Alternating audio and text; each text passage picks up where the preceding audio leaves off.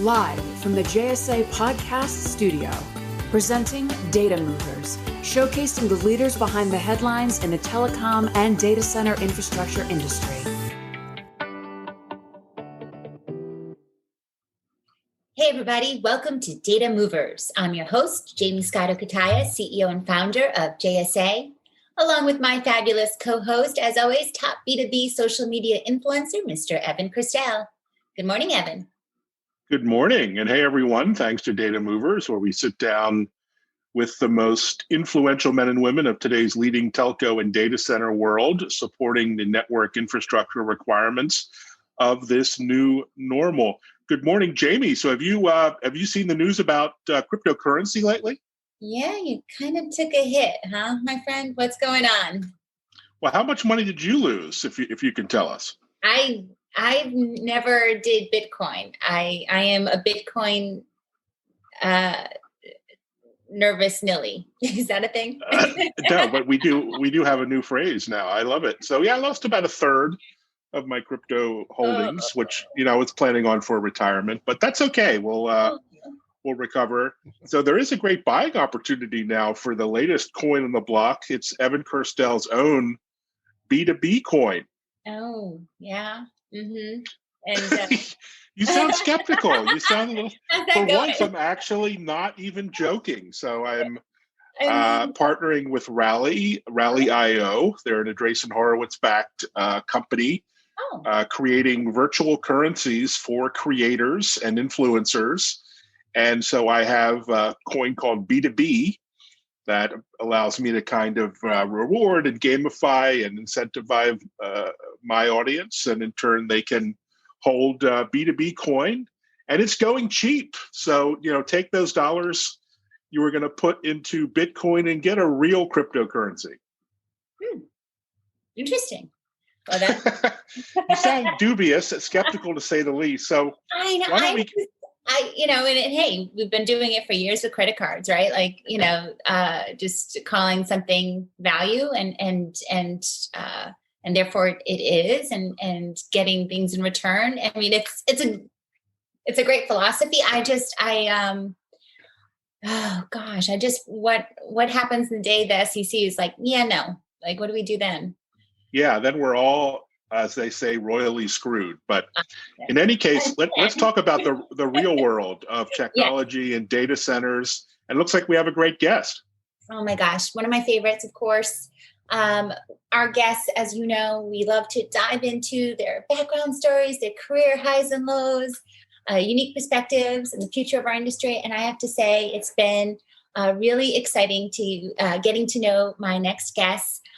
Jeff Barber, he's the partner and EVP of Sales and Business Development at Prime Data Centers. You're going to hear Prime a heck of a lot these days if you haven't already. And Jeff and his insights, I'm just excited. Welcome, Jeff. Yeah, Jamie and Evan, I'm looking forward to, maybe I'll skip my next coffee and get some of that, few thousand Evan crypto coins here. Now we're talking. Yes. So Jeff, in my due diligence, which is basically Googling you. None of it's true. Well, I was fascinated. I saw a recent video you did where you're discussing 2021 trends and the wholesale data center leasing space. So turnkey versus powered shell, single tenant versus multi-tenant, hybrid versus cloud, on-prem, cost consideration, investor profile, sustainability. Can you summarize that conversation in 15 seconds? Absolutely not. But our marketing group is doing a great job of the keywords, obviously. Yeah, you hit about every one of them. Right? You're going to have to add this into all no hashtags needed, apparently. No, we're good. No, I can't do it in 15 seconds, but we could certainly choose one of those topics and dive into it. Absolutely. Great. Well, hopefully we'll get some insight through the course of this show. But in all seriousness, you've had a tremendous amount of success. And looking at your background and bio, it looks like partnerships may be the key to your success and your team's success at many levels. So tell us about Prime Data Centers and your unique approach to partnering. Sure. So Prime, we are what you would call wholesale co-location. We're builders, we're developers of data center space. So if you think of the traditional retail co-location world, as an example, that would actually be my customer typically. Either retail colo, such as Sixterra or Cologix or any of the retail colo partners, or large enterprises. So we can get into that a little bit down the road here, but not every workload and not every enterprise is cloud appropriate, as an example. So the hybrid approach is still extremely popular. How does that fit into our partnership philosophy? Prime is not a REIT. Okay, we're not a real estate investment trust. We're a private group, extremely well funded, with some additional announcements coming in the next few weeks on that front as well. So we're able to be extremely flexible. So let's say, for instance, an enterprise customer would like a 10 megawatt facility. That they want to get out of real estate. They don't want to manage their own facility any longer. But they still want the upside of the real estate, and they want the security of a dedicated data center floor, not multi-tenanted. Prime will actually enter into a joint venture with that company where they're paying themselves rent, and they're participating in the real estate upside, the appreciation of the asset. We also are very active in sale leasebacks. So a company that may not be in the facilities world, maybe they want to focus on their core competency. We'll buy that asset, we'll manage that asset, we'll improve it if needed, and they can get out of the facilities world and hand it over to us. That's just a couple of small examples. We're also making some announcements in the next couple of weeks where we're, for instance, building powered shells and build to suit facilities in the San Francisco Bay Area.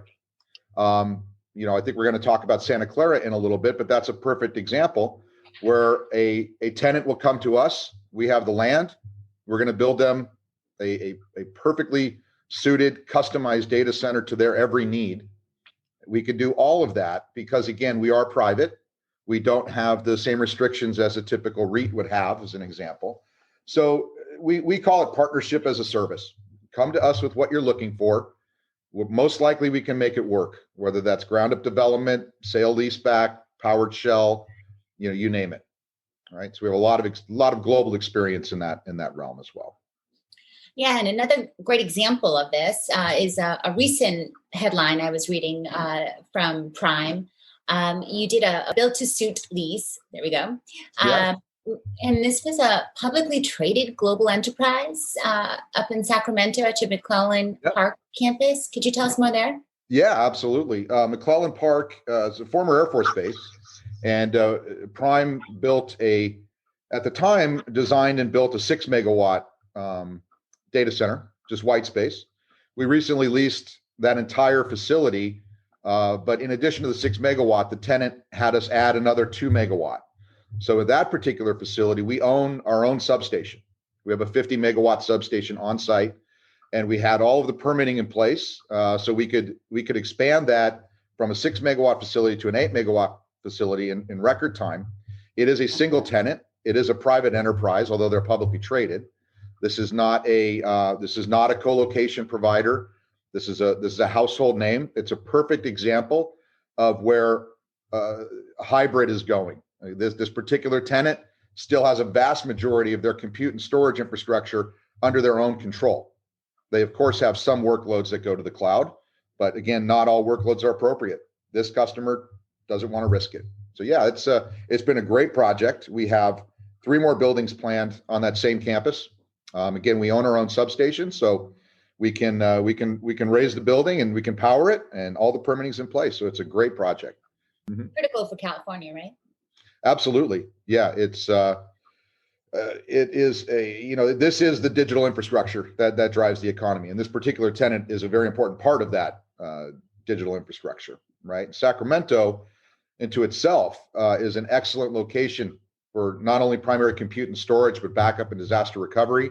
We could talk about that a little bit later, but essentially we're very close to the San Francisco Bay Area from a telecommunications perspective. Approximately 90 miles, 100 miles. So there's not a lot of latency with your workloads, but we don't shake when there's an earthquake. We're not on a fault line. We're on a completely separate plate. We don't have earthquakes. We don't have floods where our location is. We're not on the coastline. So many enterprises actually replicate a tremendous amount of data to Sacramento. It's very safe. It's very quick, massive infrastructure. Yeah. So it's a great campus, McClellan Park campus. You should check it out. It's a good spot. Yeah, I was actually checking it out online as you're speaking. And by the way, beautiful architecture, beautiful design of your buildings, just as a Thank hat you. tip beyond what's inside the building. Really well done.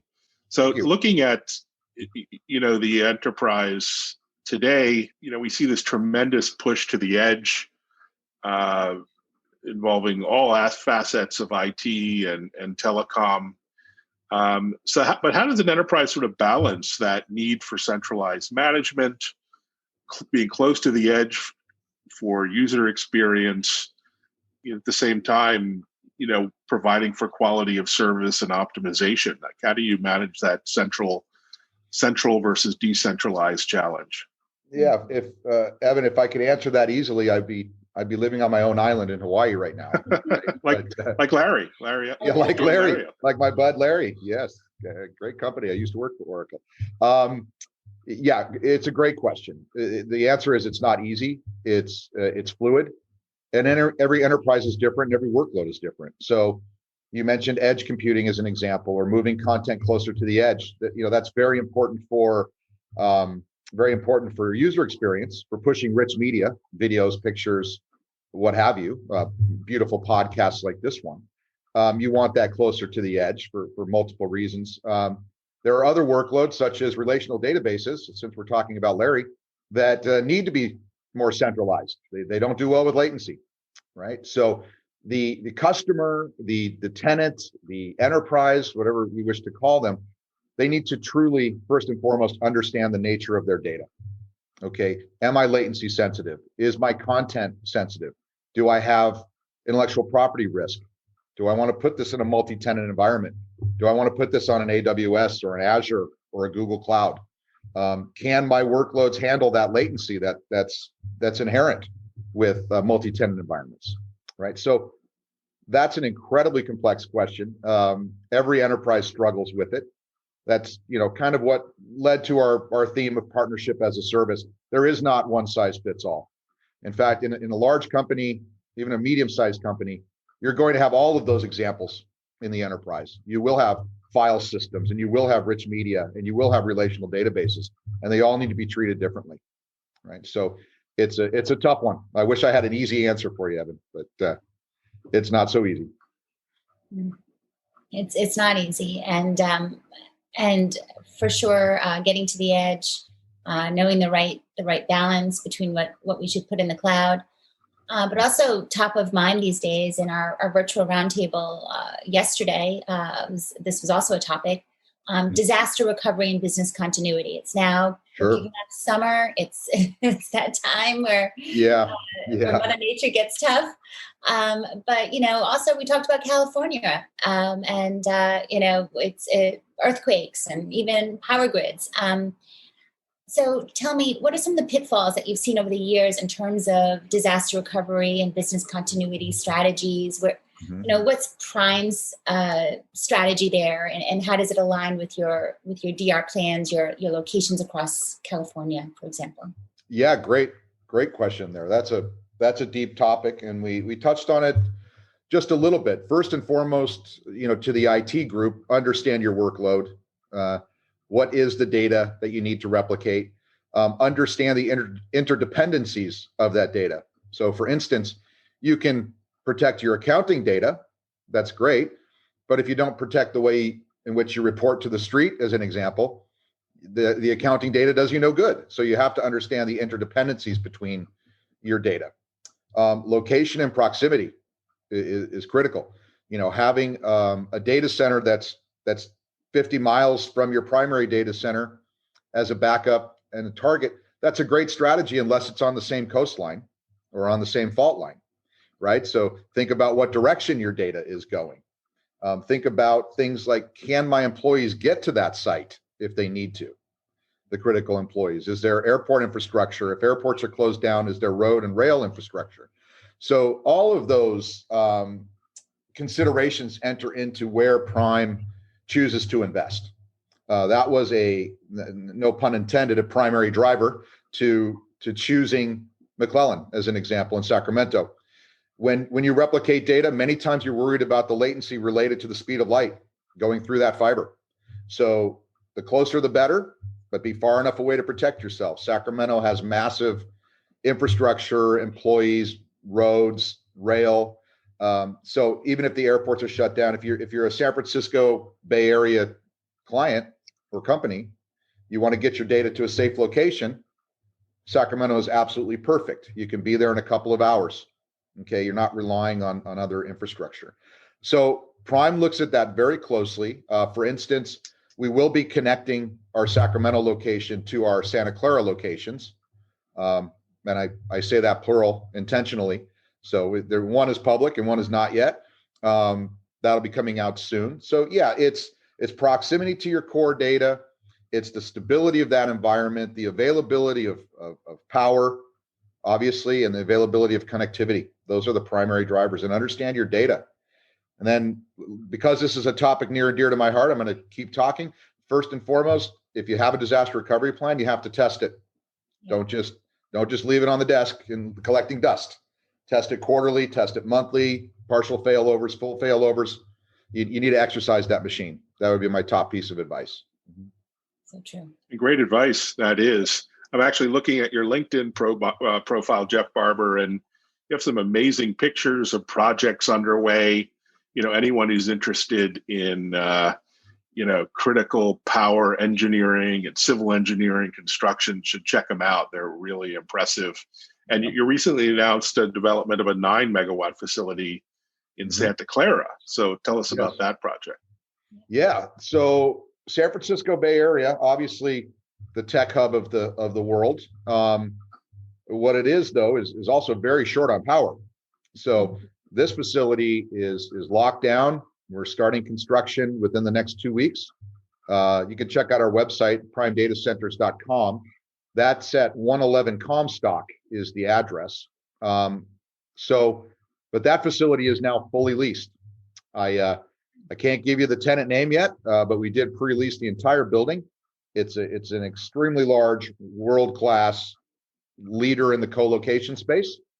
That'll be public in about a week or two. We'll do a couple joint press releases, and I'll be sure to get you an immediate copy of that.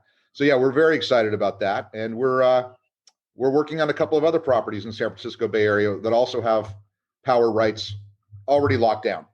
That's a critical consideration. You can own the dirt, but if you can't get power, that's a tough one. Oh my goodness. I want to bet. I think I know, but okay. on who it is? I think I know who it is. You know what we could do, Jamie? We're going to bet Evan's cryptocurrency. Oh, no. I will bet you $1 billion Evan coins. B2B. And I will match it, which is that'll be worth about $27. So yes, wow. That's fine. Oh, we're talking. Now we're talking heavy money here. It's getting intense. I'm getting nervous.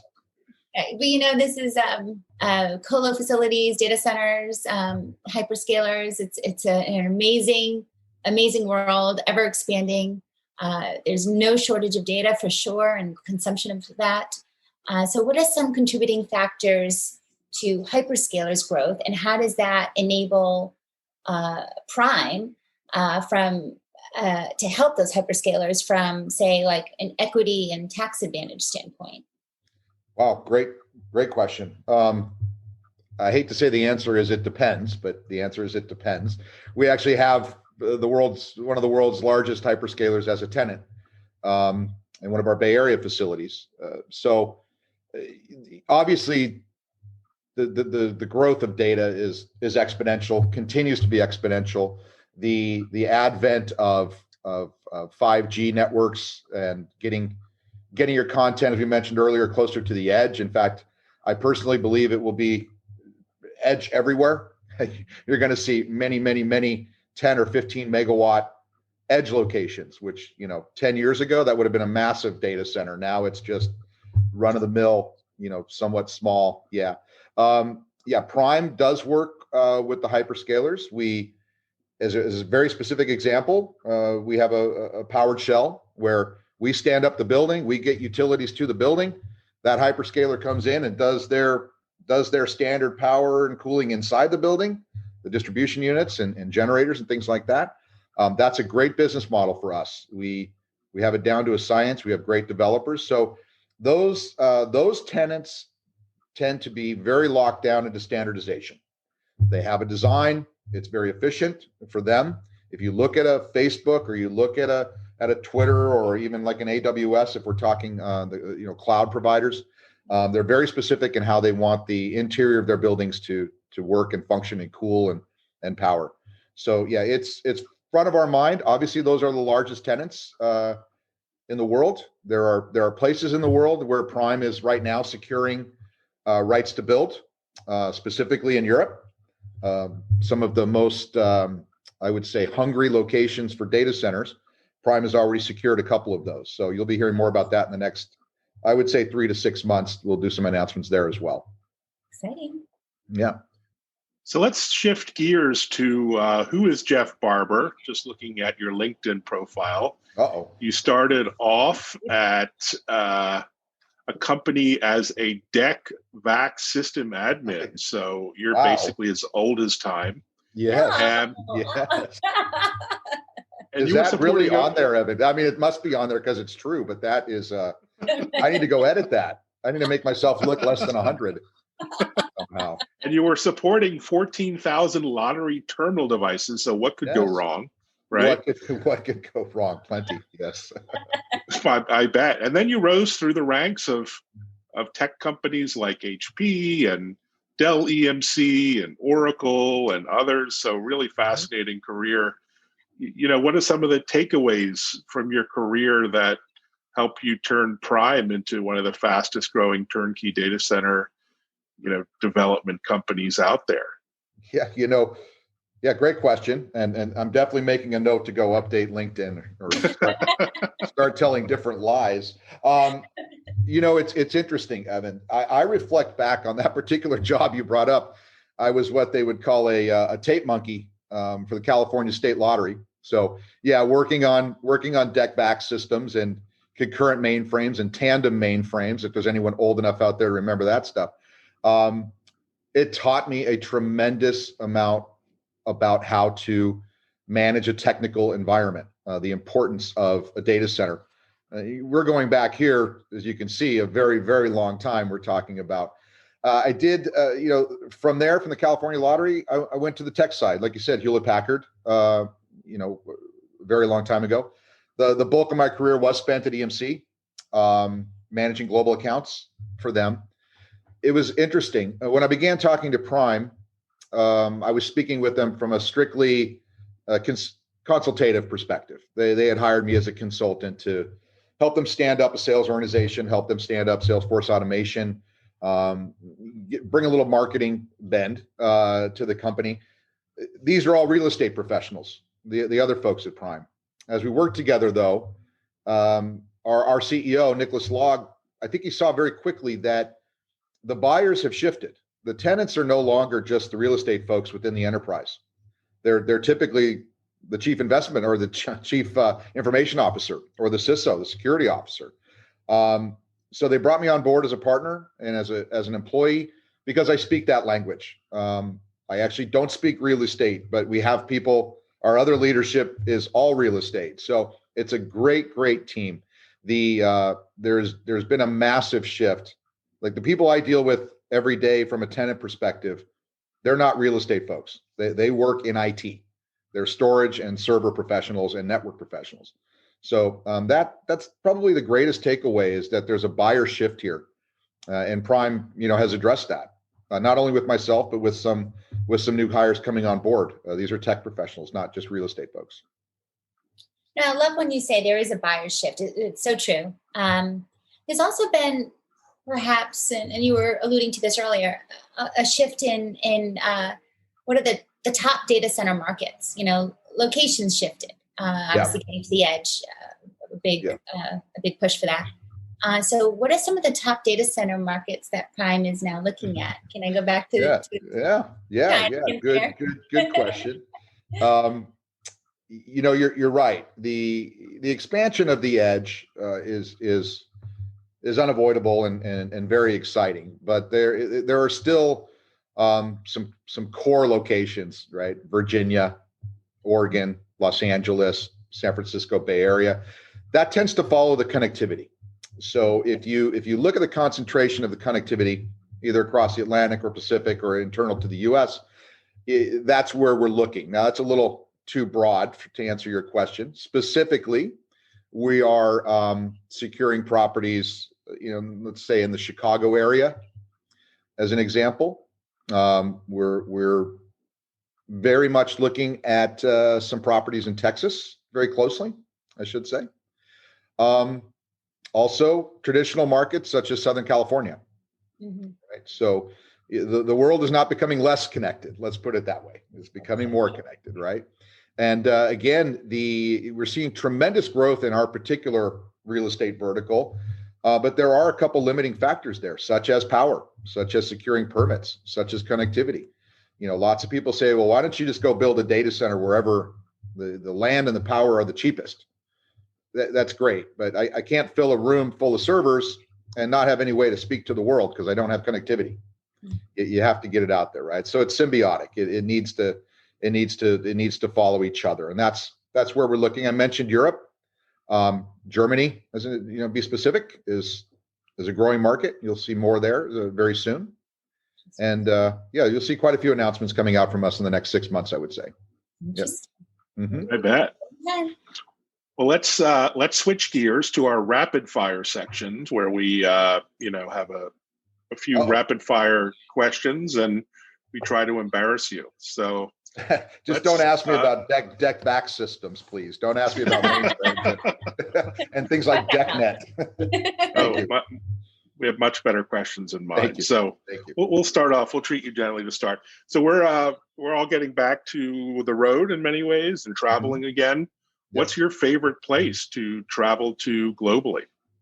Globally, wow, yeah. When I was with EMC, I spent a lot of time in the air. My favorite. That's a great question. I'm going to give you the first one that comes to mind, and it's going to be Dublin, Ireland. I love it. I love the people. They love to argue like I do, but they could still split a beer and not be too angry. They love to debate and talk politics and not get violent. And they're just a great people. It's a beautiful city. Absolutely. I agree. I once spent 11 hours in a pub in Dublin, not even drunk. It was amazing. I was just love that place. That's disappointing. Not even drunk. But, yeah. I spent a week there one night. Yeah, I like to say. You got to make sure that there's enough blood in your alcohol system. So it's so definitely. I love Ireland. Absolutely. All right, what's next? That's an easy one. I know. Well, mine's more industry. My data center geek self. What's your number one piece of industry advice for us? Number one piece of industry advice. Well, if we're going to stick with the data center theme right now, we kind of touched on it. Understand your buyer. It's kind of sales 101. Who are you selling to, and what's driving their wants and needs, and security and all of the above. Understand the IT buyer. Like I said, I can't overemphasize how that shift has taken place very quickly, where we're not dealing with brokers. We're willing to. We love brokers, but these enterprises, typically the chief information officer is making the decision. Yep. So people talk about leaving California, or moving their company out of California, which I think is nuts, because California is like the most beautiful place in the world, from the north to the south. So what's your favorite as a native? What's your favorite beach in California, and why? Yeah, California is a great state. It's a very large state. So I'm actually hours from the beach. So everyone thinks that I surf, but I live in Sacramento, California. So I surf on a couple of lakes. I do. My favorite beach is definitely La Jolla, out down in San Diego. La Jolla is a beautiful town, beautiful people, just absolutely idyllic. It's gorgeous. So that's another easy one. You guys are going easy on me. I like it. Yeah, I'm looking out right now at Laguna Beach, and I gotta say, this one's pretty good too. Laguna Beach, yeah, I spent a lot of time down there by Balboa Island, so not too far from you there. Yeah. I love it. Yep. Okay, favorite place to dine. Favorite place to dine. Well, my favorite place to dine actually is not in California, but almost. It's we're blessed with this location. I'm about 70 minutes from Lake Tahoe, where I live. So I would say the Lone Eagle Grill in Incline Village, Lake Tahoe. You're overlooking the lake. You've got snow-capped mountains. You've got great food. And there's a casino next door. So I have all my favorite things in one little location. Yes. That's it. Let's go. That's making my heart ache, that description. So I see as well, you're a volunteer, one at Sacramento Children's Home and another Project Linus that makes blankets for needy children. That sounds wonderful. Like what are those two activities about? Yeah, well, we Project Linus is a great one where, children who, and sometimes very, very small children, these receiving homes need blankets, and it's something you could do with your kids. Essentially you get the material, and there's a way you can cut the edge and knot each of the edges, so you create a beautiful little blanket for those folks. My children and I have done that several times, and unfortunately, there are a lot of kids who need good homes, and some of those kids are very, very small. So whenever possible, we like to volunteer at the Sacramento Children's Home and Receiving Home, and do what we can. It pulls at your heart. It takes a special kind of person who can do that. It has a huge impact on me. I'd like to say it was all positive, but sometimes it makes me a little bit sad. But yeah, they always need volunteers. So please look them up and see what you can do. Wonderful. That's amazing. Well, I gotta say, should we end there? Because I feel like my next question just isn't. Yeah, probably. Well, what is it? Is it about cryptocurrency, or what are we talking about? It was pretty meaningless after that I know. comment. We can edit that out. We'll edit out the sad parts. Yeah. No, we'll just add a background violin playing, Jeff. So we'll have that. But in all seriousness, thank you for joining us, Jeff. It was really eye-opening discussion. I learned a lot about the new world of the data center business that's just radically different from the data center world even 2, 3, 5 years ago. So we'll be looking to you for news updates and insights. Yeah, absolutely. I'd be thrilled to do this again. And I think, next time we'll talk about some of the trends towards green energy, right? Data centers are tremendous consumers of power, and it matters where that power is coming from. So I think that'd be a good follow-up topic. Let's do it. Absolutely. Yeah. We're going to book it. So guys, put that in your calendar. Next one coming up when we talk with Jeff will be on green energy. Thank you, Jeff, so much. We so appreciate your insights. You're really changing our industry, and we appreciate all you do, you and your prime team. Oh, thank you. Thank you, Jamie. Thank you, Evan. Please check us out at jsa.net/podcast for more upcoming Data Movers episodes. We release every other week on Wednesday mornings, and there's other JSA podcast series there as well.